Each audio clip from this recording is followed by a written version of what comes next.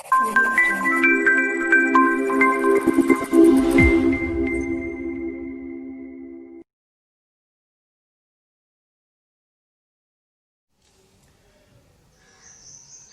कैसे हो फ्रेंड्स। आपका फिर से एक बार स्वागत है आविष्कार एकेडमी में। मैं हूं हार्दिक पटेल। चलो शुरू करते हैं हम हमारा नया लेक्चर जो है फंक्शन के लिए। फंक्शन में हमने पिछली बार क्वेश्चंस दिए थे होमवर्क में, तो पहले हम होमवर्क के क्वेश्चन से शुरू करते हैं। होमवर्क के क्वेश्चन को हम पहले सॉल्व कर लेते हैं आसानी से। बहुत इजी क्वेश्चन थे, सच में बोल रहा हूँ, बहुत इजी क्वेश्चन थे। जिन लोगों ने लास्ट लेक्चर में ध्यान दिया है, अच्छे से समझा है, उसके लिए ये क्वेश्चन बहुत ही ईजी होने वाले थे। तो हम यहाँ से पहले क्वेश्चन से स्टार्ट करेंगे। पहला क्वेश्चन मेरे पास अवेलेबल है, y equal to sine inverse x minus 3 divide में under root 9 minus x square. तो हम इसका डोमेन ढूंढना चाहते हैं। क्या करना चाहते हैं? डोमेन ढूंढना चाहते हैं। कोई एकदम सिंपल सी चीज है। पहले आप देख लो साइन इनवर्स कब अपना डिफाइन होता है। आपको पता है, मैंने पहले ही बता दिया है आपको, -1 से लेके 1 के बीच में। तो x माइनस 3 आ गया, कहाँ आ गया? -1 से 1 के बीच में। और मुझे बताओ और क्या जानते हो हम? और हम एक चीज जानते हैं, वो है, और एक चीज जो जानते हैं वो है हमारे पास अंडर रूट में कोई चीज होती है तो वो क्या होनी चाहिए? ग्रेटर देन 0 होनी चाहिए। और दूसरी बात, यहाँ पर देखो डिनोमिनेटर में है, तो पहली बात, डिनोमिनेटर वाली जो चीज है वो क्या नहीं हो सकती? 0 नहीं हो सकती। डिनोमिनेटर वाली चीज क्या नहीं हो सकती? 0 नहीं हो सकती। इसका मतलब 9 माइनस एक्स स्क्वायर क्या हो जाएगा? ग्रेटर देन और इक्वल टू था, उसकी जगह पे क्या लिख देंगे हम? सिर्फ ग्रेटर देन और इक्वल, ग्रेटर देन 0 लिख देंगे। क्यों इक्वल टू हट गया? क्योंकि नीचे में 0 नहीं कर सकता। तो ये चीज ध्यान देनी है। बहुत सारे लोगों की यहीं पे गलती होती है। अक्सर लोग यहाँ पर गलती कर देते हैं। मैं चाहता हूँ कि आपकी गलती यहाँ पर ना हो। शुरू, ओके, चलो शुरू करते हैं। तो यहाँ पर हम क्या करना है? 9 माइनस एक्स स्क्वायर, तो इसको मैं क्या लिख सकता हूँ? इसको आप लिख सकते हो ना, x square minus 9 greater than 0 की जगह पर क्या कर दो? लेस देन 0 कर दो। अब इसका तो किसी को भी पता है क्या आता है आंसर? -3 और 3 के यहाँ खड़े रह जाओ। ये खड़े तो रहेंगे, पर लेस देन 0 बोला है तो क्या हो गया? अंदर का पार्ट। तो ये मेरा क्या हो जाएगा? इस केस के लिए डोमेन हो जाएगा। अब यहाँ पर क्या है? चेक कर लो, x माइनस 3 है, दोनों साइड क्या करोगे? +3 करोगे, तो यहाँ क्या आ जाएगा? +2, यहाँ पर क्या आ जाएगा? +4। अब x क्या होना चाहिए? 2 से 4 के बीच में। ये बोल रहा है भाई 2 से 4 के बीच में होना चाहिए, तो इधर 2 से 4 के बीच में ले लो। अब दोनों को मर्ज करना है, तो सबसे पहले मैं क्या करूँगा? -3 ले लूँगा, फिर बीच में 2 है, फिर 3 है, फिर 4 है। अब मुझे क्या करना है? -3 से लेके 3 का एक बना देना है, फिर मेरे पास 2 से 4 का एक है। तो देखो कॉमन पार्ट कौन सा आया? 2 से 3 का। तो आंसर क्या हो जाएगा? 2 से 3। देखो 3 कैसा है? ओपन है। 3 कैसे है? ओपन है। 2 कैसा है? 2 ले सकते हैं, 2 ले सकते हैं, 2 ले सकते हैं ना, सीधी बात, 2 ले सकते हैं। तो 2 क्या ले लेंगे हम? ले लेंगे, सॉरी 2 को ले लिया मतलब कि क्लोज इंटरवल ले लिया, और 3 को नहीं लेना है तो ओपन इंटरवल। तो आपका आंसर क्या हो जाएगा? 2 से 3, जो दोनों पार्ट में आ रहा है। सिंपल सी चीज, एकदम सिंपल तरीके से आप कर सकते हो। कोई इसमें सोचने वाली बात, ज्यादा लंबा खींचने वाली नहीं बात है। अब ये जो क्वेश्चन है बहुत आसान तरीके से बहुत सारे लोगों का आ भी गया होगा। बहुत आसान क्वेश्चन है। जितने लोग दिख रहे हैं ना, उतने आसानी से ये हटने भी वाले हैं। जितने लोग दिख रहे हैं उतने आसानी से ही हटने वाले हैं। एक्स ढूंढना है हमें। ये क्वेश्चन देखने जाए तो 11th का क्वेश्चन हो जाता है, क्योंकि इसमें क्या पूछा है? लॉग सॉल्व करो, मतलब आपको लॉग इक्वेशन को सॉल्व करना है।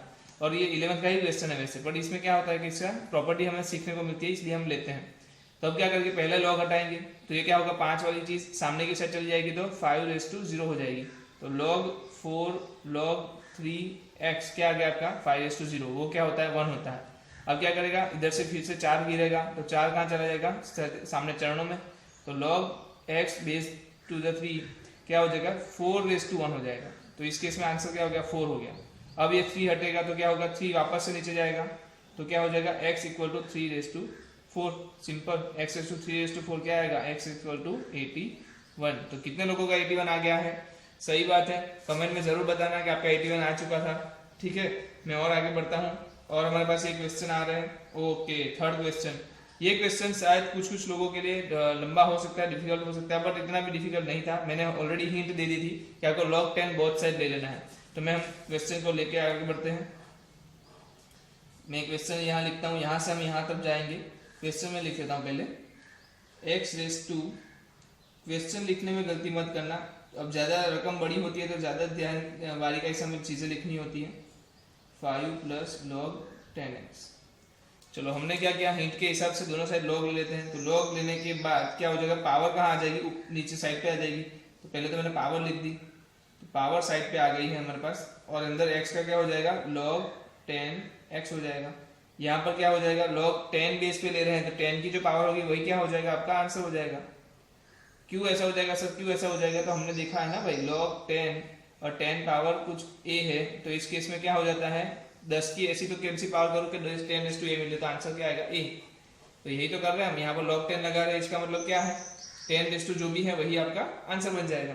अब यहाँ पर देखो log 10x log 10x log 10x आपको दिख रहा है, तो आप क्या करो, उसको t ले लो, log 10x को आप y भी एज्यूम कर सकते हो, क्या एज्यूम कर लो, y एज्यूम कर लो। तो अब आपके पास इक्वेशन कैसी दिखने वाली है, y plus 5 divide by -3 y equal to 5 plus y, -3 को सामने की साइड ले जाओ, y square plus 5y equal to -15 minus 3y, तो आ गया y square equal plus 8y minus वो प्लस 15 हो गया इक्वल टू 0। तो क्या होगा, इसके पार्ट्स क्या होंगे, y plus 5 y plus 3 is equal to 0। तो y एक बार आएगा -5, y एक बार आएगा -3। आपको क्या चाहिए, x चाहिए ना, तो आपको क्या पता चला, log 10x इक्वल टू -5 है, तो x क्या हो गया, 10⁻⁻5।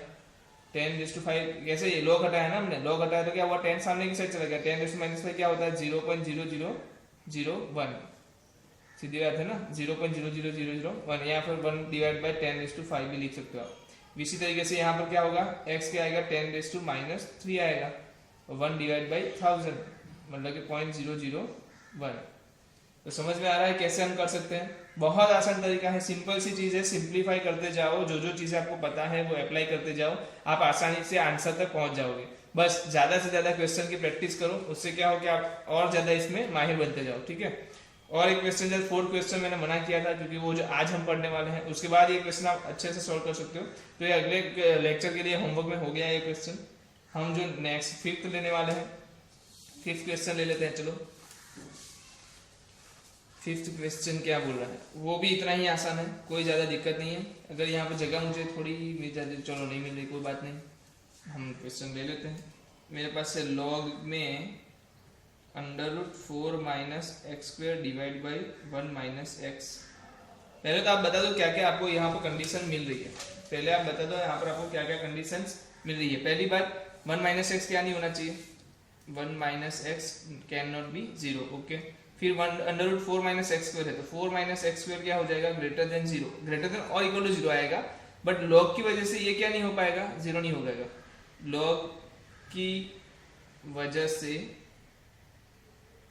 नॉट इक्वल टू 0, ठीक है। तो यहाँ पर मैंने 0 का साइन हटा दिया है, सिर्फ ये साइन रखा है, बस ये दो कंडीशन है, इसको फुलफिल करनी है।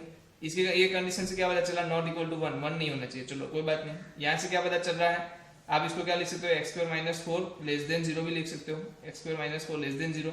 इसका मतलब क्या बनता है, किसी को भी पता है, -2 से 2 के रीजन, बीच का रीजन, क्यों, क्योंकि लेस देन 0 तो घर में रहेगा, बाहर घूमने नहीं जाएगा, तो -2 से 2, उसमें क्या है, 2 और -2 को लेना नहीं है, बीच में 1 आता है तो उसको भी हटा दो, 1 को भी हटा दिया, तो आंसर क्या हो जाएगा, -2 से 2 -1। तो ये डोमेन होगा।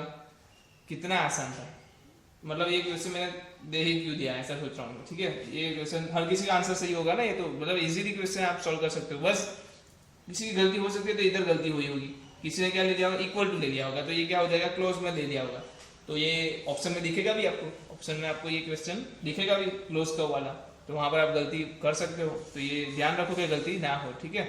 अब जो हम पढ़ने वाले हैं वो है हमारे पास नया फंक्शन, नए फंक्शन की ओर हम बढ़ रहे हैं, उसको नाम दे देंगे हम identity function. Identity function, identity function मतलब उसकी एक आइडेंटिटी है जो y को ली है, y ने क्या बोल दिया, भाई मेरी आइडेंटिटी x है, जो तू होगा वही मैं हूंगा, मतलब जो तू जैसा दिखेगा वैसा ही मैं दिखूंगा, मतलब तू पॉजिटिव है तो मैं भी पॉजिटिव, तू नेगेटिव तो मैं भी नेगेटिव, तू भाई 1 है तो मैं भी 1 हूँ, तू 2 है तो मैं भी 2 हूँ, मतलब कि y = x वाला कर्व, y = x वाला कर्व। पहले तो बता दो y = x दिखता कैसा है, कोई भी बता सकता है, स्लोप कितना हो जाएगा, 45 डिग्री पे आने वाला y = x लाइन। तो ये आपकी क्या है, आइडेंटिटी फंक्शन। इसको किससे डिनोट करते हैं, तो इसको IA और IB जैसे सिंबल से डिनोट कर सकते हैं। तो जब भी आपको IA और IB बता दे, आपको एक चीज समझ जानी है कि y = x होगा। पहली बात ये बताओ, कहाँ पर डिफाइन नहीं हो रहा है, हर जगह पे डिफाइन है, तो इसका डोमेन क्या हो जाएगा, R हो जाएगा। रेंज बताओ, रेंज इसका आंसर क्या आएगा, अब डोमेन R है और वो सेम टू सेम दिख रहा है, इसका मतलब y भी सेम और x भी सेम, तो अगर डोमेन R है, x बिलोंग्स टू R है, तो y बिलोंग्स टू भी क्या हो जाएगा, R। तो डोमेन और रेंज दोनों क्या है, R है। तो समझ में आ रहा है आइडेंटिटी फंक्शन किसको बोलते हैं, y इक्वल टू एक्स, जैसा वो है वैसा ही मैं हूं। एक क्वेश्चन ले लेता हूं तो आपको पता चलेगा। आपको चेक करना है is mod x minus 1 plus mod x minus 2 plus mod x minus 3 is equal to, चलो यही फंक्शन है, is function F of X equal to mod x minus 1 x minus 2 x minus 3 is identity function in the range of x belongs to 2 to 3, मतलब x belongs to 2 to 3 में क्या ये identity function है? तो कोई बता सकता है ये आइडेंटिटी फंक्शन है कि नहीं है? दिखने से तो पता चल रहा है कि भाई नहीं है, दिखने से क्या लग रहा है भाई नहीं है, बट मुझे यहाँ पर रेंज दी गई है, उसने ऐसा नहीं बोला कि हर एक x की वैल्यू पे, अगर हर एक x की वैल्यू पे है तो मैं लिख के बता देता कि भाई ये हर एक x की वैल्यू पे तो आइडेंटिटी फंक्शन नहीं है, बट उसने पर्टिकुलर केस दे दिया है 2 से 3। तो मुझे बताना, हमने एक काम किया था, जब हमारे पास दो फंक्शन ऐसे आते थे मोड में, तो हम क्या किया करते थे, उसको ऐसे ड्रॉ कर देते थे 1 2 पे, या 1 है या 2 है, फिर चेक करते थे, 2 से ज्यादा के लिए फंक्शन में से मोड हटाते थे। तो यहाँ पर क्या है, मेरे पास 3 है, तो मैं क्या करूँ 1 2 3 ले लूँ ना, 1 2 3, ये क्या है क्रिटिकल पॉइंट है जहाँ पर 0 हो रहा है, देखो ये 0 हो रहा है, ये 0 हो रहा है, ये 0 हो रहा है, ये ले लिया। मेरे को कौन सा पॉइंट चाहिए, 2 से 3 चाहिए, तो आप तो क्या करो भाई ये वाले रीजन में आपको चाहिए, ये वाले रीजन में, तो कोई वैल्यू ले लो, मैंने ले लिया 2.5। तो डोमेन मोड का काम क्या है, चीजों को पॉजिटिव बनाना, चीजों को पॉजिटिव बनाना। मैं क्या कर रहा हूँ 2.5 इसमें रख रहा हूँ, 2.5 रखता हूँ, पहला केस क्या मिल रहा है, पॉजिटिव मिल रहा है 1.5, तो इसका मतलब x माइनस 1 वैसा का वैसा आएगा, प्लस 2.5 इधर रखो क्या आएगा पॉजिटिव, तो x माइनस 2 भी क्या आएगा वैसे का वैसा, बट x माइनस 3 में 2.5 रखते ही क्या हो जाएगा -0.5। तो ये जब बाहर निकलेगा तो क्या करेंगे, अलग से माइनस देना पड़ेगा, तो जब बाहर निकलेगा तो क्या होगा, अलग से माइनस दे दिया मैंने। ओके, अब आंसर क्या आ रहा है, देखो ये फंक्शन हो गया 2 से 3 के बीच में आपका जो फंक्शन बनेगा ये बनेगा, कहने का मतलब 2 से 3 में आपका जो फंक्शन बनने वाला है वो अब ये है, x plus x minus x क्या होगा, x -1 -2 प्लस 3 प्लस 0, इसका मतलब आंसर क्या आया x। तो कह सकते हो ना फंक्शन आपका क्या हो गया, F of X equal to X हो गया, कौन से रीजन में, 2 से 3 में, तो हाँ वो क्या है, आइडेंटिटी फंक्शन है, आइडेंटिटी फंक्शन है। ठीक है, कोई चेक आराम से चेक कर सकता है ना, कोई भी बंदा बता सकता है। ठीक है, ये क्वेश्चन बहुत इजीली तरीके से आपने टैकल कर लिया है, बट एक चीज ध्यान रखना, मोड कैसे हटाते हैं, मोड जहां पर चाहिए उस जगह पे देखते हैं वो पॉजिटिव है या नेगेटिव है, अगर वो पॉजिटिव है तो बाहर पॉजिटिव एज इट इज भेज देगा, अगर नेगेटिव है तो वो माइनस साथ में देके भेजेगा। ठीक है, तो इस चीज में आप गलती ना करें, बहुत सारे हमने क्वेश्चन उस बेस पे हमने ऑलरेडी कर चुके हैं, तो आपको ये कंसेप्ट मेरे ख्याल से क्लियर तो हो ही गया होगा कि मोड कैसे फंक्शन में कन्वर्ट करते हैं। रीजन वाइज वो अलग अलग आंसर देता है आपको, तो यहाँ पर 2 से 3 के रीजन में आंसर क्या दे रहा था, एक्स दे रहा था, तो इसलिए हमने क्या बोल दिया कि ये फंक्शन आइडेंटिटी फंक्शन है। तो ये बात हो गई आइडेंटिटी फंक्शन की। अब बात हम थोड़ा आगे बढ़ते हैं और हम बात करेंगे कांस्टेंट फंक्शन। किसकी बात कर रहा हूं मैं, कांस्टेंट फंक्शन, बहुत ही इंपॉर्टेंट पार्ट है कांस्टेंट फंक्शन। कांस्टेंट फंक्शंस मतलब क्या बोलता है, F of X equal to K मतलब के इज एनी कांस्टेंट या फिर के इज एनी रियल नंबर।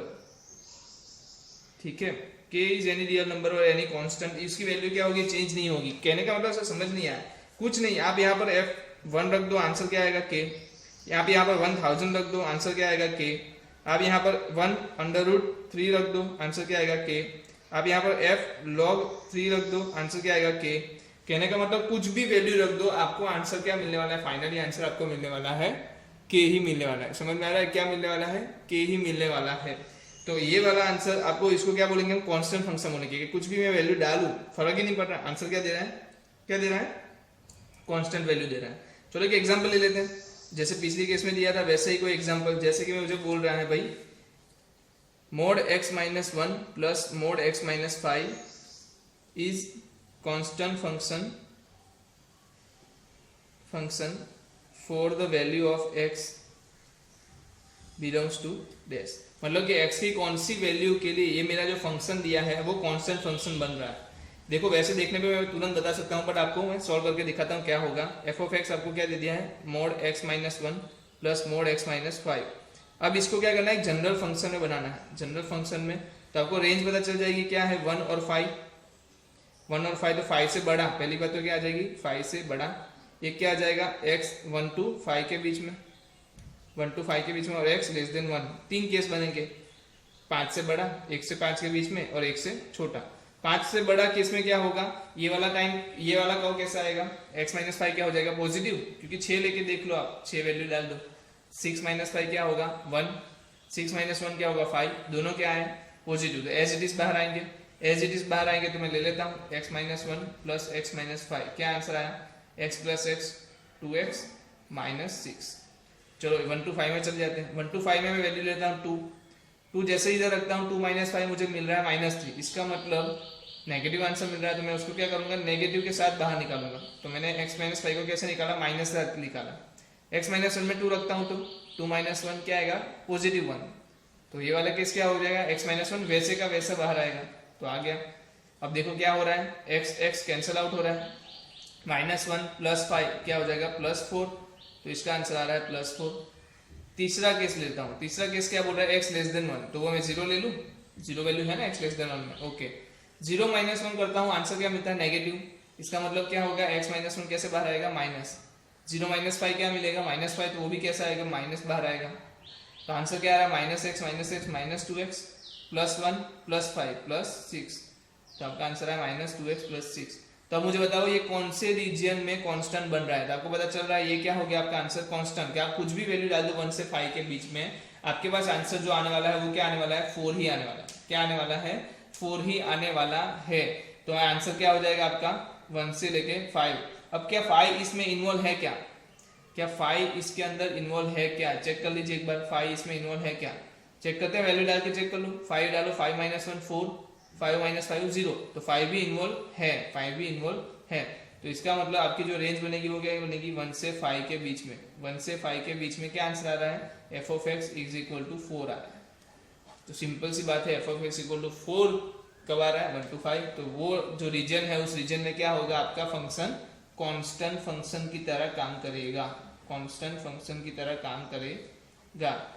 किसी को कोई दिक्कत, बड़ी आसानी से आंसर का सॉल्यूशन मिल रहा है, समझ में आ रहा है। एक जो होमवर्क में हमने क्वेश्चन देखा था वो भी हम शायद से इधर सॉल्व करा ही देते हैं। एक काम करते हैं, क्या होगा इसमें भी हमें पूछा जा रहा है x minus 2 x minus 8 x minus 9 x plus 2, आप क्या करो इसको घर से ही करो, सही बात है, नहीं एक क्वेश्चन तो बनता है आपसे, ठीक है कर सकते हो आप। इसमें मैं क्वेश्चन थोड़ा एडिशन कर देता हूँ, ये जो क्वेश्चन है आप लिख लीजिएगा, अभी स्क्रीनशॉट भी ले लीजिएगा, क्योंकि मैं जो ग्रुप का अभी होमवर्क देने वाला हूँ उसमें ये इन्वॉल्व नहीं होगा, तो उस टाइम पे आप कॉपी नहीं कर पाओगे, अभी कॉपी कर लो।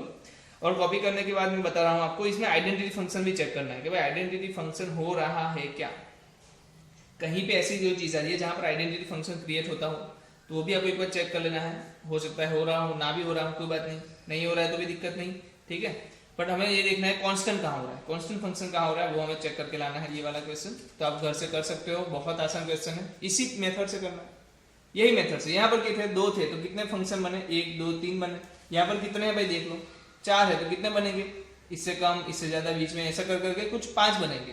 तो 5 में से हो सकता है 2 रीजन में वो कांस्टेंट होता हो या 3 रीजन में कांस्टेंट होता हो, तो 2 या 3 रीजन को आप क्या कर लो इंटरसेक्शन नहीं करोगे, क्या करोगे यूनियन करके आंसर दे दो। बहुत सिंपल चीज है, बहुत ही सिंपल चीज है। एक और क्वेश्चन देता हूं मैं, f of x मुझे दिया है cos square x plus sin raise to 4x divide by sin square x plus cos raise to 4x, then find f of 2020 find करने को बोल रहे हैं। अब आप देख के तो डर जाओगे भाई 2020 में रखूंगा तो क्या बनेगा, कैसे बनेगा, क्या होगा, मतलब कुछ भी आपको सोच में आ रहा होगा। तो पहले तो आप एक काम करो ना, cos square sin raise to 4 कुछ ना कुछ दिया था, आप एक काम करो इसको कन्वर्ट कर लो किसी एक में और चेक करो क्या हो सकता है इधर। तो मैं कन्वर्ट करना चाहता हूँ cos square x plus sin raise to 4x को मैं कन्वर्ट करूंगा तो क्या होगा, sin रेस टू 4x को क्या लिख सकता हूँ मैं 1 माइनस cos स्क्वायर x लिख सकता हूँ।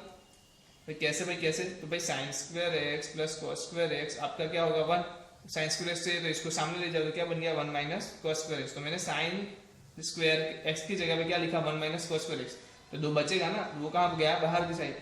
अब इसका क्या करो आप थोड़ा और सिंप्लीफाई कर दो, सिंप्लीफाई करो मतलब अब इसका देखते ही आपको एक चीज पता चलनी चाहिए कि इसमें अगर मैं स्क्वायर हटाऊंगा तो मुझे डायरेक्ट cos रेस टू 4 मिलने वाला है। स्क्वायर जैसे इसमें हटाऊंगा मुझे क्या मिलने वाला है cos रेस टू 4, तो मैं डायरेक्टली जल्दी से cos क्या हटाता हूँ स्क्वायर हटा देता हूँ, cos स्क्वायर x प्लस क्या आएगा 1 का square minus 2 cos square x plus cos raise to 4x, आपको ये मिल रहा है। cos रेस टू 4x तो ठीक है, रहने दो। 1 का स्क्वायर क्या होगा, 1 को क्या लिख सकते हैं, 1 को मैं लिख सकता हूँ sine square x plus cos square x minus 2 cos square x plus cos raise to 4x। तो 2 cos square x cos square ये सब उड़ गया, क्योंकि 2 हो गए तो 2 cos स्क्वायर एक्स हो जाएगा, और माइनस 2 cos स्क्वायर भी ऑलरेडी अवेलेबल है। तो आपका आंसर क्या बन रहा है, sine square x plus cos raise to 4x। तो आप देख सकते हो वही आपके डिनोमिनेटर में भी है, तो मतलब इसको आप क्या लिख सकते हो, ये लिख सकते हो। तो आपका एफ ऑफ एक्स क्या हो जाएगा automatically, cos square x plus sine raise to 4x divide by sine square x plus cos raise to 4x। दोनों सेम है तो क्या हो जाएंगे, उड़ जाएंगे, बचेगा क्या 1। अब आप इसमें डालो मन मर्जी जो आए, 2020 डालो, आंसर तो क्या रहने वाला है, 1 ही रहने वाला है। समझ में आ रहा है, आंसर क्या रहने वाला है, वही रहने वाला है।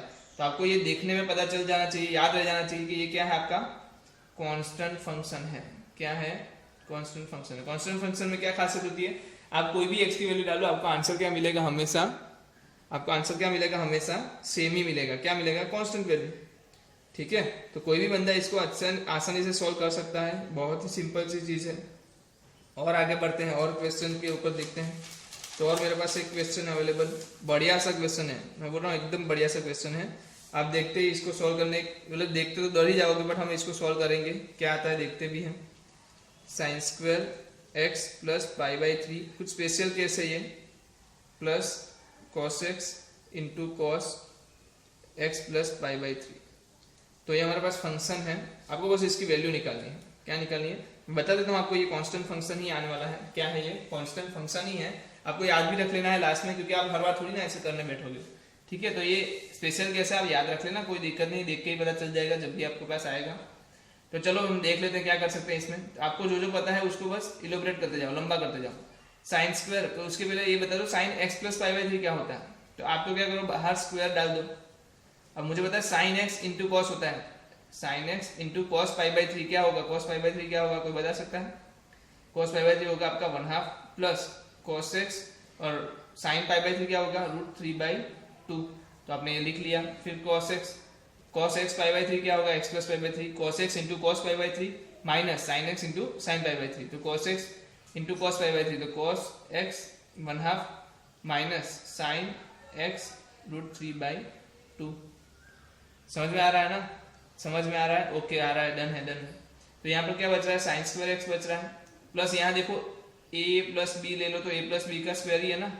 तो क्या करो, पहले का स्क्वायर क्या हो जाएगा, 1/4 साइन स्क्वायर एक्स, प्लस दूसरे का स्क्वायर क्या हो जाएगा, 3/4 कॉस स्क्वायर एक्स, प्लस 2 क्या होगा, 1/2 √3/2 sine x into cos x, ऐसा कुछ आएगा। फिर आगे जाओ, plus cos into cos x, क्या कॉस स्क्वायर एक्स, आगे क्या आएगा 1/2। फिर यहाँ पर क्या आएगा, minus √3/2 cos x into sine x. चलो आ गया। अब यहाँ पर सिंप्लीफाई करो थोड़ा बहुत, साइन स्क्वायर एक्स है, कोई बात नहीं, 1/4 साइन स्क्वायर एक्स, उसको भी रहने दो। यहाँ पर देखो क्या हो रहा है, यहाँ पर वैसा ही 3/4 कॉस स्क्वायर एक्स। चलो और हमारे पास क्या है, यहाँ पर कोई गड़बड़ी ना हो रही हो, चलो देख लेते हैं। ओके सही है क्वेश्चन, ओके सही है, कोई दिक्कत नहीं। चलो देखते हैं आगे और क्या कर सकते हैं। चलो यहाँ पर कहाँ आ गए हम, ओके हम आ गए हैं यहाँ पर, हाँ चलो देखो क्या 2 कैंसिल हो रहा है। Okay √3/2 plus √3/2 sine x into cos x plus half cos square x minus √3/2 sine x into cos x. तो कोई भी बता सकता है, ये दोनों हटने वाले हैं, हट गए। अब जो बच रहा है वो आपके पास साइन स्क्वायर एक्स वाले टर्म्स और कॉस स्क्वायर एक्स वाले टर्म्स। तो आप तो क्या करो, दोनों को ऐड कर दो। साइन स्क्वायर एक्स ऐड करोगे तो अंदर क्या बचेगा, 1 प्लस 1/4। फिर यहाँ से कॉस स्क्वायर एक्स निकालोगे तो अंदर क्या बचेगा, 3/4 प्लस 1/2। ठीक है, 1/2 बच रहा है ना, ओके। तो क्या बच रहा है, 4, इसका एलसीएम लोगे तो 5/4 साइन स्क्वायर एक्स, प्लस इसमें क्या बचा 2 × 3 6। ओके एलसीएम ले लोगे तो यहाँ भी क्या बचने वाला है, 5/4 ही बचने वाला है। इसका मतलब क्या करोगे, 5/4 को कॉमन ले लो, अंदर क्या बचेगा, sign square x plus cos square x. तो आपका आंसर आ रहा है 5/4। तो ये क्या हो गया, कांस्टेंट फंक्शन, क्योंकि कोई भी वैल्यू डालो आपका आंसर क्या मिलेगा, हमेशा 5/4 ही मिलेगा। x की कोई भी वैल्यू डालो, आंसर क्या मिलेगा हमेशा 5/4। तो कोई इसमें प्रॉब्लम जैसा लग रहा है? सिंपल सी चीज है, कुछ नहीं, हमने बस उसको लंबा किया ना, कुछ भी किया, कुछ रखा कुछ निकाला, ऐसा कुछ नहीं किया, बस उसको लंबा मतलब फॉर्मूला को लंबा किया, जो भी उसको छोड़ा मतलब खुला, ऐसा बोल सकते हो, खुला किया, तो लास्ट में आंसर आपके पास क्या बच रहा है 5/4 बच रहा है। अब मैं ऐसा ही कोई एक और केस दिखा देता हूँ आपको, जहां पर cos² x मिल रहा है, cos² x प्लस π/3 मिल रहा है, और माइनस हो जाएगा यहाँ पर cos x into cos x plus π/3। तो ये भी आपको क्या दे रहा है, कांस्टेंट फंक्शन दे रहा है, ये भी आपको क्या दे रहा है, कांस्टेंट फंक्शन दे रहा है। तो बस आपको तो इतना जान के लाना है कि ये कांस्टेंट फंक्शन कहाँ पर हो रहा है, आपको क्या जान के लाना है, ये कांस्टेंट फंक्शन कहाँ पर हो रहा है, बस आंसर क्या आएगा वो लेके आओ। आप क्या लेके आओगे, होमवर्क में दे रहा हूँ ये क्वेश्चन, जहाँ पर आपको ढूंढ के लाना है कि आंसर क्या आएगा। हाँ ऑफकोर्स 5/4 नहीं आएगा, नॉट इक्वल टू 5/4, 5/4 नहीं आएगा, नहीं आएगा। तो ये क्वेश्चन आपको घर से करना पड़ेगा, होमवर्क में आपको मिलेगा। तो 2 क्वेश्चन से यहाँ पर होमवर्क में हो चुके हैं, जो आपने पहले दिखाया वो, और उसके बाद ये वाला क्वेश्चन, पहले वाला क्वेश्चन ये था जहाँ पर हमें कांस्टेंट फंक्शन कहाँ होता है वो ढूंढना है, और दूसरा क्वेश्चन क्या है, ये है आपका, फिर से मैं आपको अच्छे से दिखा देता हूँ, इसकी वैल्यू ढूंढ के लानी है। ठीक है, कोई भी बंदा आ सकता है। तो ये चीज़ आप हमेशा याद रख लो, ये दोनों चीज़ को एक अलग से नोट कर लेना फॉर्मूला बुक में, जहाँ पर आपको ये चीज़ याद होनी चाहिए कि इसका जो आंसर आ रहा है, इसका जो आंसर आ रहा है वो हमेशा क्या होगा 5/4, और इसका तो आप क्या करोगे, ढूंढ के लाओगे, तो वो जो आए वही आप लिख देना। हाँ ऑफकोर्स मैं अगले लेक्चर में आपको ये बताऊंगा कि क्या आता है, पर मैं ये लंबा सॉल्व करके नहीं देने वाला, मैं आपको डायरेक्ट आंसर बताऊंगा, आप बस टैली कर लो इसको। ठीक है, तो चलो करते हैं हम, अब कोई और टॉपिक पे जाते हैं, नए टॉपिक पे जाते हैं।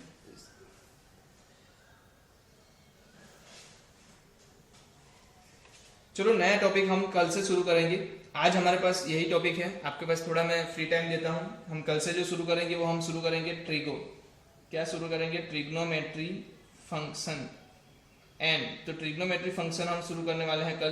तो बहुत अच्छी तरीके से आप, मैं चाहूंगा कि थोड़ा बेसिक्स ऑफ ट्रिगो थोड़ा पढ़ के आए। क्या पढ़ के आए, बेसिक्स ऑफ ट्रिगो आप पढ़ के आए, जिससे भी क्या होगा कि जो भी हम पढ़ने वाले हैं उस चीज़ को आप अच्छे से समझ पाओ। तो बेसिक्स ट्रिगो जो है उसको आपको पढ़ के आना है कल हम जो शुरू करने वाले हैं वो है ट्रिग्नोमेट्रिक फंक्शन।